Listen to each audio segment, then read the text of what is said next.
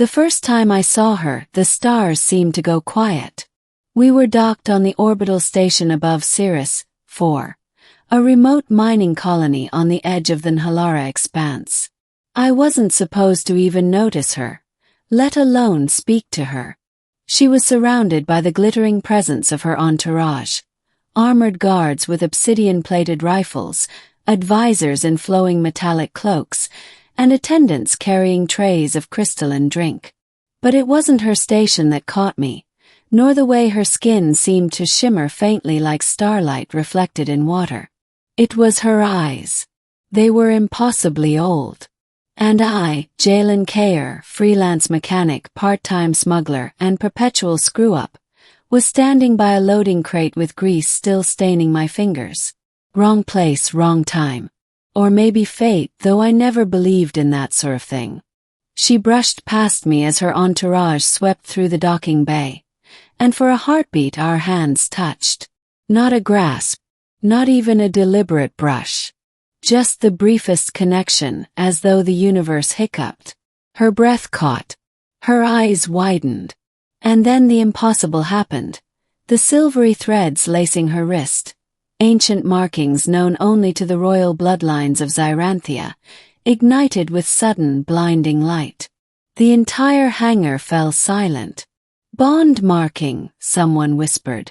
"It's activated." The princess, later I would learn her name was Lirieth Vera, heir of the 7th dynasty, snatched her hand back as though burned. For a fraction of a second, her face betrayed something raw. Fear, disbelief, maybe even longing. Then the mask of royalty returned, and she swept away as though nothing had happened. But it had. And it would change everything. The marking. 4 hours afterward, I kept replaying that single moment. The flare of light. The look in her eyes. My hand still tingled with phantom warmth. I asked around, but whispers spread faster than truth. What I learned was fractured, half legends, half political rumor. The bond marking, they said, was no myth. It was a genetic psionic tether, an ancient mechanism woven into the Zyranthian dynasty to bind them to their destined counterpart. Once activated, it was irreversible. And it had chosen me. Made no sense. I wasn't Zyranthian. I was human. A drifter from the spiral rim. No heritage, no noble blood. And yet, somehow, the markings had flared at my touch. The next day I was summoned. 2 guards escorted me into a private chamber aboard the royal flagship, the Celestial Oath. The room shimmered with crystalline walls that bent starlight into rivers of color. And there she was, Lirieth. Regal still, yet her hands flexed as though restless. "You!" Her voice was low, resonant. Not accusatory, not yet. "Do you know what you have done?" I swallowed hard. "I didn't exactly have a choice in brushing past you." Her eyes narrowed, but her gaze flicked to my hands. The marking should not respond to an off-worlder. Yet it did. The council will demand an explanation. And so will I. I tried for humor, though my voice cracked. "I'm flattered really, but I think your people are mistaken. Maybe it was just static." Her expression didn't shift.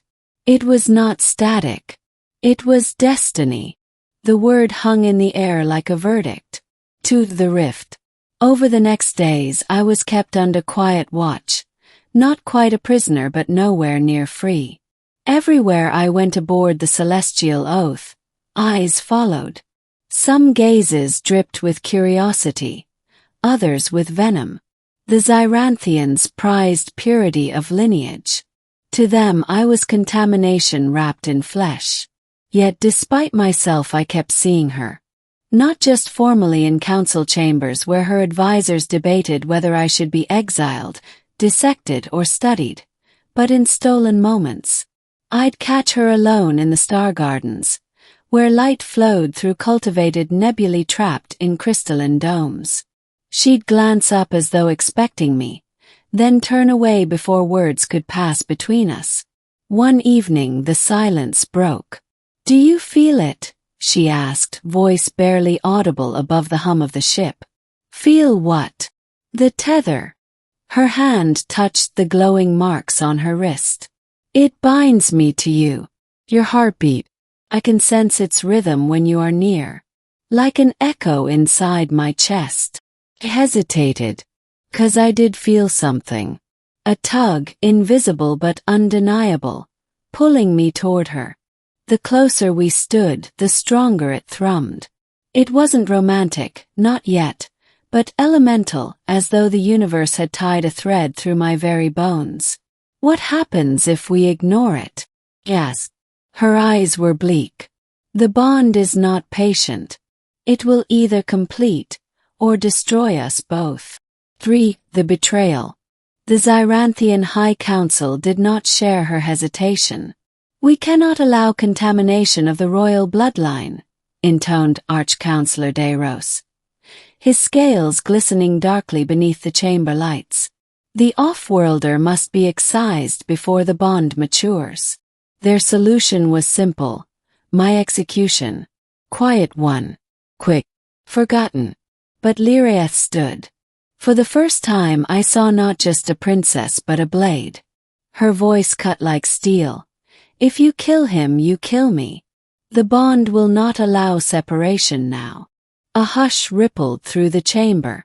She had played her only card, and it worked. Barely.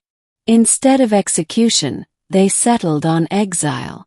They would send me away to the edge of the galaxy, far from her. Distance might wither the bond. Or so they hoped. The night before my forced departure, Liraeth came to me. No guards, no entourage.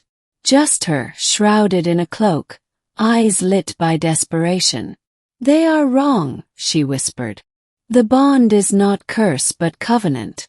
It chooses to ensure survival, not destruction. And something is coming, Jalen. I can feel it through the tether, an approaching shadow." Her hand brushed mine again. Sparks skittered between our skin. She trembled.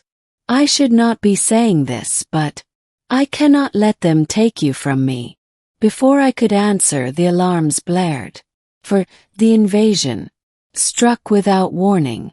A fleet tore from the void, razor-shaped vessels bristling with weapons I had never seen.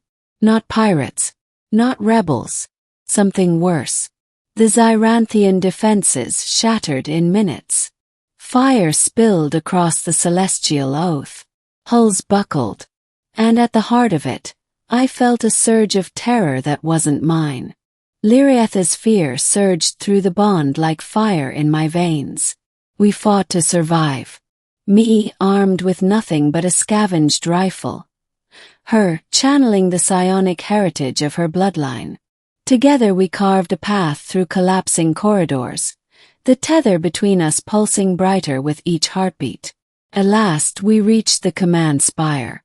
Outside the viewport, the invading fleet gathered, a storm of iron teeth. And then the truth struck. They weren't here for conquest. They were here for her. For the bond. "The bond is a key," she gasped, realization dawning. "Our ancestors forged it to awaken the astral gate. A weapon, a shield, something buried in the Nhalara expanse. They seek to use us to unlock it." The ships closed in. We had no choice. Together we stood at the command dais, our hands clasped. The bond markings flared, brighter than ever before. And the universe shifted. The gate. Light erupted. A rift tore open beyond the battlefield, a colossal structure unfurling from folded dimensions. A gate of impossible geometry, older than empires. Its surface rippled with power, singing in frequencies that rattled my bones. The enemy fleet faltered. Even the Xyranthians froze, awestruck. "It listens to us," Liraeth whispered. Her grip tightened on my hand. "It will obey only those bound."